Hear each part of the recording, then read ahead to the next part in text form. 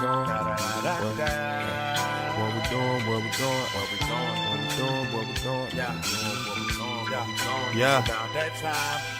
Yeah. Hey, fly, it's almost 7 p.m., so what's the move? I don't know, dude, but I've been thinking playing cool tunes. Something with the indie vibe, local rhymes too. I think I got the perfect place that we should slide through. In the sticks with the bricks mixed with the underground flavor. Probably find Zay there, pushing all the hottest live music. That's a fact. Got promotion. All of that. Dang, sound like Backwoods Ave. Hey man, first and foremost, we got to give a shout out to 3D Flight. I love my intro, man. It's so hard. It is hard. And 3D Flight is definitely repping Charlotte. They from the heart of the city, Beatty's Ford, bro. So they definitely doing their thing, man. Make sure y'all stream everything they have on every platform. But I'm so happy to be back in Black Legacy Studios, one of the dopest, hottest studios in the city. So we definitely going up. This is a special episode, but I'm tripping, man. And it's 6 bricks mixed with underground flavor. Y'all know it's Zay Woods. So look, I told y'all on my Instagram, we doing a financial literacy episode. Financial freedom, my only hope. That's what I'm going to call it. Financial freedom. Yeah, that's real. That's dope. Salute to Jay, Rock Nation. Hey, Where my hat at? Where my hat? Everybody love the paper plane hats. I need my hat. Shout out to Jay. I had to, you know what I'm saying, sample. Yeah, man. We're sampling. Yeah. So I want to do it. I mean, it's been on my heart for a while. So we're going to talk a little bit about stocks, bonds, how to properly save money and tax income, all that good stuff. I told y'all, you DM me your questions. I'm going to ask them on the mic. So, man. Shout out to DJ Wood, too. Yeah, and everybody think DJ, but a lot of people don't know I DJ. They know me as finance and being in the investment field for a long time. Okay. I'm in banking now, but I do it all outside. So that's my 9 to 5. That's what pays for this house. DJing don't necessarily pay for the house, but, This mansion. Whatever. Humble abode. This humble abode, man. Valentine Mansion we at. It's crazy in here. Not yet, but it's coming though. He's just trying to be humble, y'all. Don't even trip, man. It's a mansion we in. I call it. It's, in my head, it's a mansion, but shout out to Valentine showing love. Who's Valentine? That's what we are. Nah, we definitely in university. Valentine. Nah, we never south side. North side all the way, man. All the way. Yeah, that's where you from, but we in Valentine. We're not in Valentine. I'm not going over there with them folks. I'm North Charlotte all day. That's one of his properties, y'all. Don't let him. One day. I'll buy some stuff. That's where he at right now. But listen, Let's man. get into it, Zay. Let's get into Okay, it. Let's look. get into it. I just want to dive right in. So look, so everybody's talking about, it's tax season. Mm-hmm. I'm ready to get my paper. I gotta get my bread right. So, and they like, man, we might as well start businesses. This is what we need to do. We gotta put our money in. We can't blow our money at the clubs, on the beach. We can't do all this stuff. So, for somebody who wants to start a business, or if they have a business, just want to get it right on paper, like what is the proper way to do it financially with an LLC or a sole proprietorship? Or how do you know which one you qualify for, I should say? Well, I always try to educate people and try to push them towards books, reading, YouTube. It's all the information is there for you, and it's really not as hard. It just takes time for you to actually go to the resources. You can simply Google your question, and usually the first 2 or 3 sites that come up give you all the information you need. But I mean, essentially, if you want to go about it in a local way, you could simply find somebody that's trustworthy, that's an accountant or a tax specialist. I'm not a tax specialist. Oh, you're right, but I'm a banker, personal banker. I'm a financial planner. Guru. I don't throw guru around. I know a lot in finance more than most people. I won't say guru, but I will say that when it comes down to starting your own business, you have a lot of options. Just depends on what works for you. You have your sole proprietors. That's usually for people one person that's going to do it on their own. You have your own control. You have LLCs. That's what I chose. You see it, Black Legacy. Shout out Black Legacy. Now it's a limited liability corporation, so that allows you. You can have as many members as you want. You can make it as big as you want, and you have protection from keeping your personal assets involved. That's why a lot of people open the corporations, is to protect their personal assets. So I can put all my assets, my my company assets, the DJ equipment that I purchase, and all the things that I do with my business, I can put that in the company's name. I can get my own tax ID number, and I can run everything completely separate from my personal finances. I can do it for my company to protect myself in the event that somebody wants to sue me, or in the event that I go bankrupt. You know, that happens in business, but that protects my personal assets. But you really want to try to be as official as possible, and find a tax, somebody that can help you with taxes, find an accountant, finding, who else? You want to have a strong team. You want to find a financial planner, or you can just go to your local bank. They probably have financial experts there that can help you, and you just tell them, I just want to start a small business, depending on what you're looking to do. And then they can kind of guide you when they give you some homework to do. You go and do what they tell you to do. Do some more reading, get some books on it, and then you can get it done. But the main thing is, even as an individual, you can go and hustle. You can do what you need to do as an individual. You can do it right now without even incorporating. You can just take those steps now. The main thing I want people to do is take action. Take action, and whatever your idea is, go and do it. But as it starts getting bigger and gets to a certain point, you're going to have to lawyer up, get some tax, get an accountant. Get the paperwork right. Get the paperwork right. So, you know, that's how you point the direction. But Google's your friend, bro. Okay. That's what Jay said, didn't he? Yeah, shout out to Jay, man. Yeah. He's a part of this episode. Yeah. That's why it's called that. So, look, as far as banking is concerned, would you recommend banking black? I mean, you got a lot of options. I bank black, but I bank with a lot of mobile banks as well. The thing about banking black, it depends on your area. Definitely the black community and the black owners of banks need our funds. How do banks make money? They make it off their deposits. So keeping your deposits in there so that they can take that and take the money and invest in other things. Exactly. They make it off loans, whether you have a small business loan. You know, back in the day, our parents used to always tell us, like, back in the day, these other banks wouldn't loan to us for small businesses. If you got an idea and you want to get $5,000 and you want to get it for a low interest rate, back in the day, you know, some of the banks wouldn't give it to us. And even today, I mean, people always say, oh, I go to this bank and they didn't give me money, but I went to this bank and they did give me money. Banks have different underwriting requirements. When I say underwriting, what they determine as what you need to do in order to actually get the loan. So some people might be a little lenient and say, okay, well, they usually don't. They might not tell you the exact reason why you didn't get it, but it might say, okay, it's like 5 C's of credit. So one, it could be capital, it could be collateral. So what that means is, do you have any money to bring to the table? You want to get $10,000 for your investment. Let me see the last 3 months of your checking accounts. Let me see how you manage your money. And so this is free game, y'all get. Yeah. Right So now. what a lot of people, they ask you for your checking account statements, and they see that you carrying a $50 balance every single month. You got overdraft fees, or you just don't have consistent income coming into your checking account. They're going to say, this person doesn't get a lot of income. This person carries their balances too low, or they have overdraft charges. They don't seem like a good fit for us. So they're not going to loan you any money. What is collateral? Collateral is what you have to offer in case it goes bad. So you can get secured loans, which means you can go and maybe I deposit $300 of my cash in the account, and then they'll loan that to you so you can start building credit history. Sometimes you might have to put a little bit more, and they might give you a little bit more. So it just depends. But these are all the things that people need to do in order to maintain good relationships at banks, so that you can get access to higher levels. Because there's levels in banking. Okay. There's levels in all these games. Like, you know. So what are the levels to banking? Man, this is one thing. So for some people that have a bad history with banks, I'll start with them. Because those are the ones that can be discriminated against. Definitely. I mean, and I always say, as you work in business, put yourself in that person's shoes that runs that business.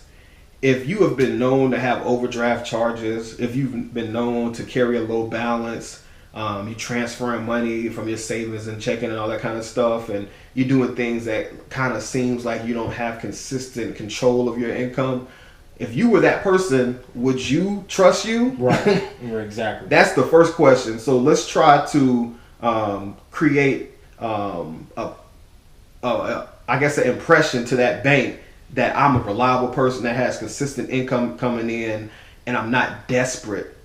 I'm under control, but I need your loan in order to work, or I need your checking to work. Exactly. Okay. Yeah. So it's so much game you're giving right now. It's a lot. Yeah, we break it down. We might have to do a part 2. Yeah, but yeah, you know. Yeah, this is a lot of game right now. Yeah. So I want to dive into, I got my tax income, the business, you know what I'm saying? I'm getting my LLC or sole proprietorship, right? So they like, look, or the people who just like, entrepreneurship just ain't for me. I just want my savings to get right.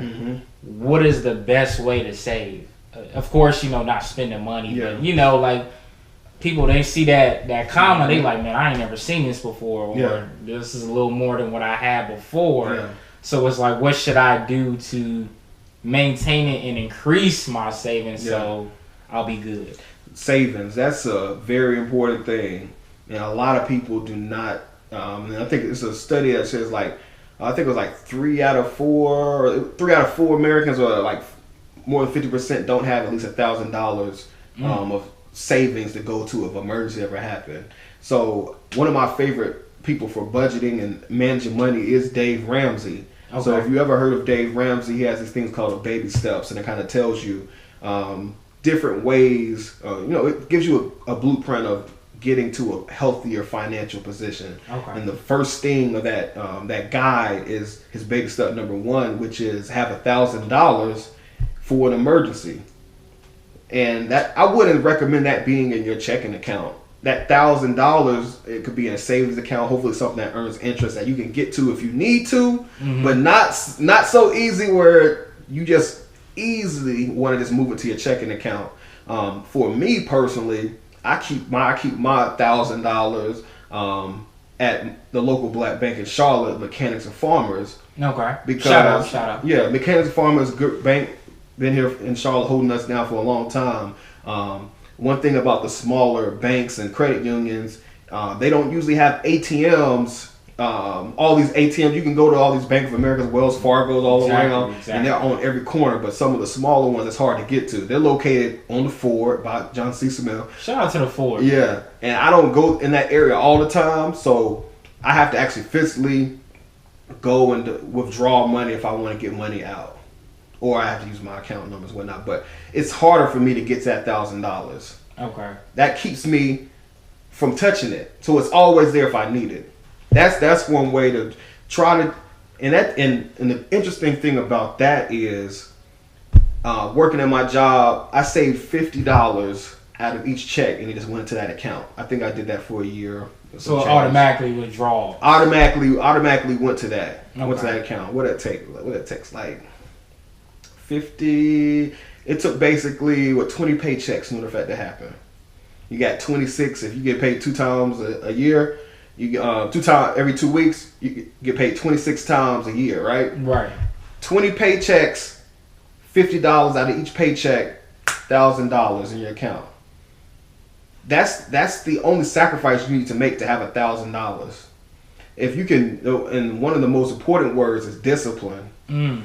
Before we even get to, that's an easy cheat code to just your direct deposit, have $50 go out of your checking account. Don't let it hit your checking account. Let it just go straight into that savings account. Exactly. Don't touch it. Don't touch it. It goes there unless you really, really need. Not if I saw some J's, I really feel it. Look, I had to give me an iced out chain or whatever.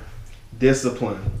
If you don't have $1,000 in your savings account, that's a problem. We don't feel that's not calling you out.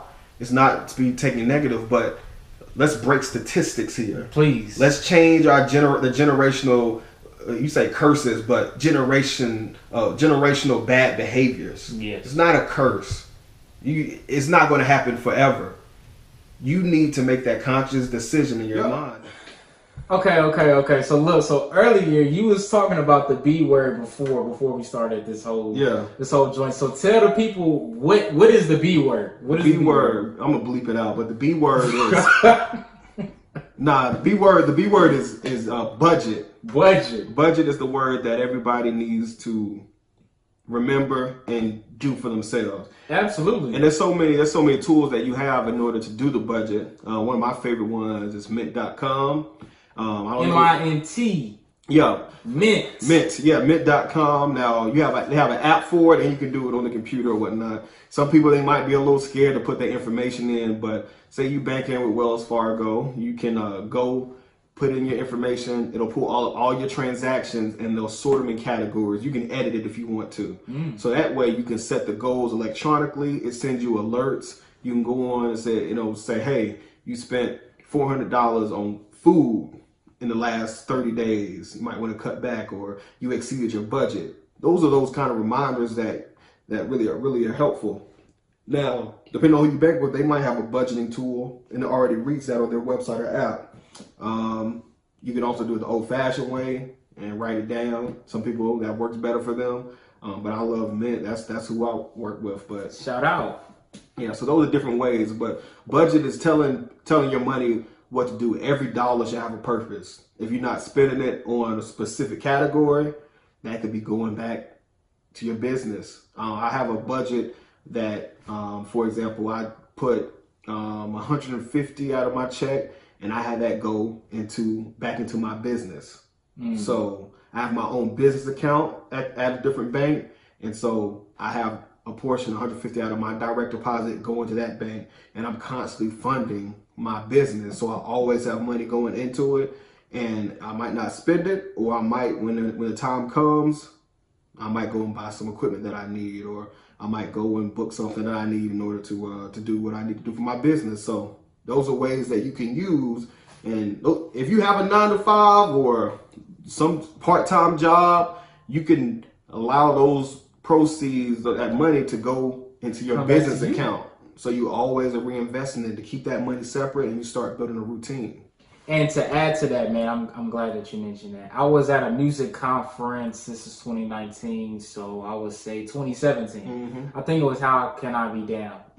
And they were mentioning budgeting for your business. And it was like, budgeting for your business, that's the best way to go.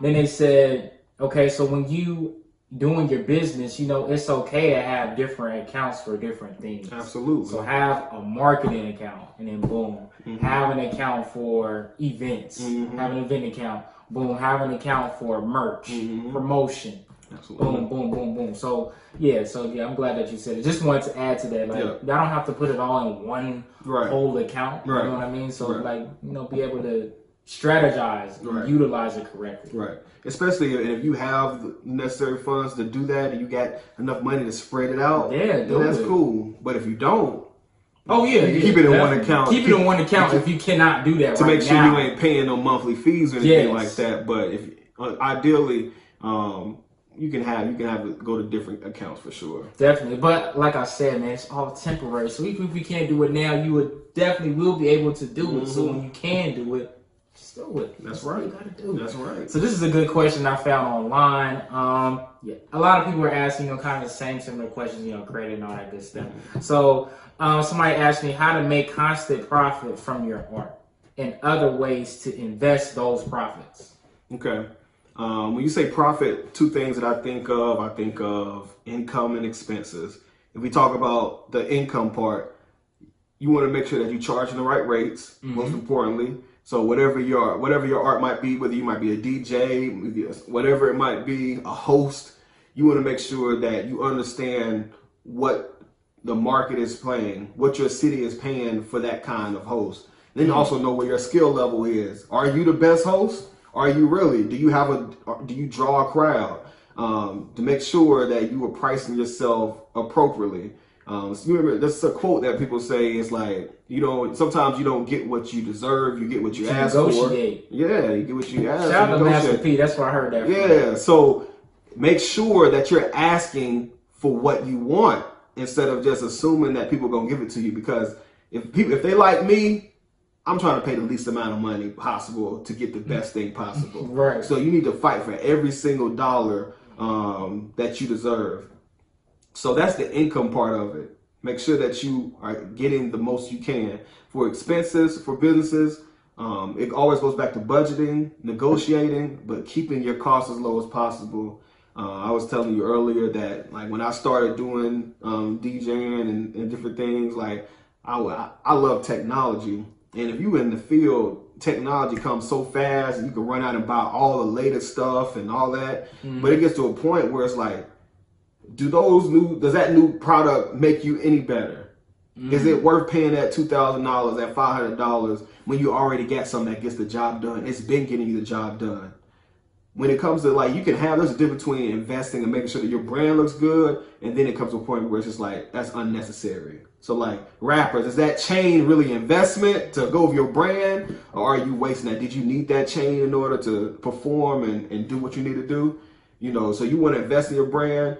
Chuck T always give a lot of game. He put that picture up. He put that picture up talking about, the baby was running around with posters and all that kind of stuff. Somebody put like Jeezy Street Team coming out with posters during CIAA. Like, if you rapping, this and Chezzy Boy. Yeah, like if you rapping, do your street team? Do you have the mixtapes? Do you have flash drives? Do you have hands, like billfolds, whatever they called, or like, do you have the flyers, the club flyers that pass on to people? So while you working, you should always be investing in Vista print, get your business cards right, get your whatever right. Like, do you have that stuff? Those are the investments that you should be doing, and try to negotiate. If you have a business, they give discounts on business pricing. So if you just DJ Wood the rapper and you trying to buy stuff, try to imagine if it was Black Legacy LLC purchasing. Businesses will give you discounts if you're a business.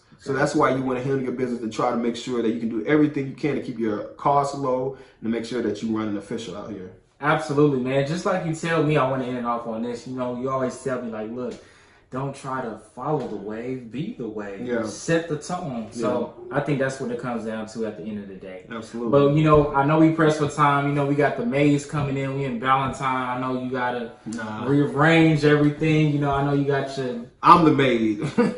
I'm my own maid. I just saw, all right. Your staff is here, so we got to make time. We got to make room. And then you got to get ready to do the Black Legacy episode. So I don't know why you trying to act humble. Like, it's okay to stun on people, man. A little something. When the time is there, we'll do it. Shout out to Valentine for having us once again.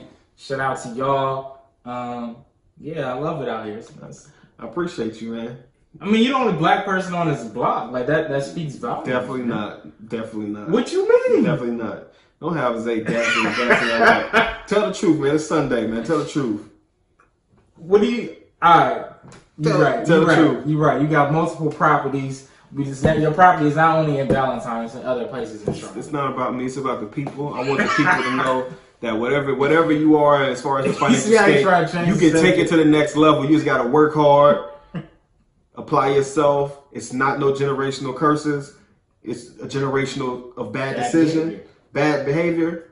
Break those cycles, break through, and push through, man. That's all you got to do. That's all you got to do, man. Make sure you subscribe on YouTube, our website, backwoodsave.com. Make sure you follow us. We follow back. Show love. Yeah. Follow my man at DJ Wood 704. Keep up with the Black Legacy. It's a lot going on right now. Yes, sir. Yeah. Hey, Fly, it's almost 7 p.m., so what's the move? I don't know, dude, but I've been thinking playing cool tunes. Something with the indie vibe, local rhymes too. I think I got the perfect place that we should slide through. In the sticks with the bricks mixed with the underground flavor. Probably